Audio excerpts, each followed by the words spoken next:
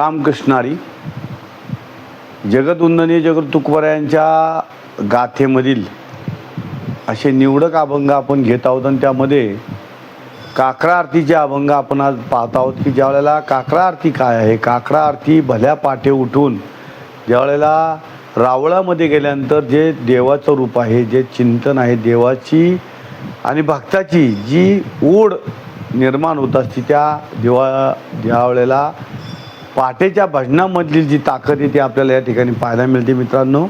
तर यामध्ये आवर्जून ज्या वेळेला तुकोबराया देवाचं गुणगान करतात, नामदेव महाराज देवाचं गुणगान करतात, त्यावेळेला आवर्जून सांगतात, उठा उठा साधू संत साधा आपुले हित, जाईल हा नरदेह मग कैसा भगवंत, उठोनी वेगीसी चला जाऊ रावळाशी, जळतील पातकाच्या राशी.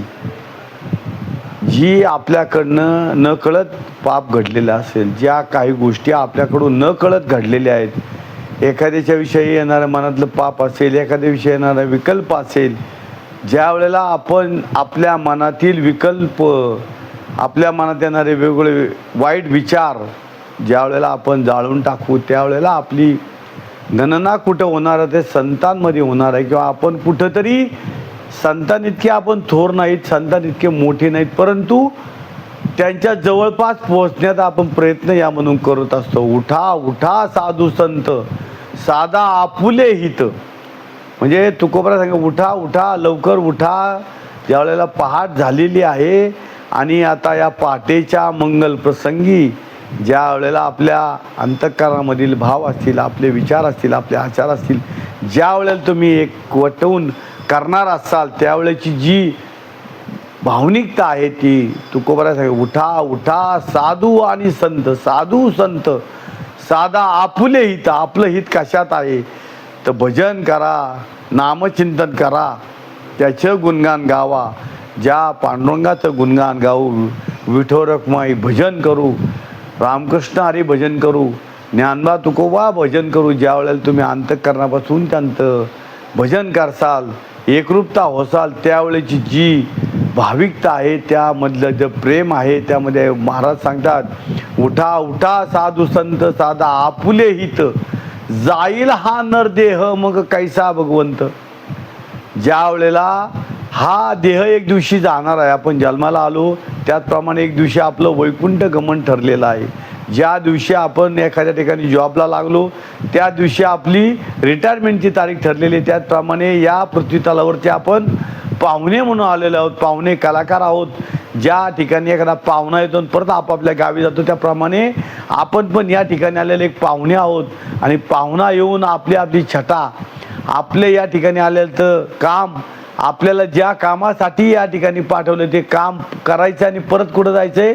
तुकोबरा सांगतात आम्ही वैकुंठवासी आलो याची कारणासी, बोली जी ऋषी साध भावे वर्ता. याप्रमाणे ज्या वेळेला आपण या ठिकाणी आलोत त्या ठिकाणी येण्याचं, आपल्याला पाठवण्याचं, आपल्याला देवाने या ठिकाणी कशाला धाडलंय, कशासाठी पाठवलंय हे काम आपल्याला करायचं. आणि त्यानंतर आपली दिनक्रम, आपली दिनचर्या, आपलं दररोजचं जे काही असेल ते करून आपण मार्गस्थ व्हायचे.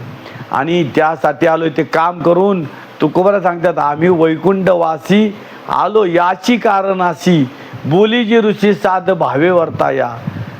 पिटू भक्तीचा डांगोरा कळी काळाची दरारा, तुका म्हणे करा जय जयकार आनंदे, झाडू संताचे मार्ग आडराणी भरले जन.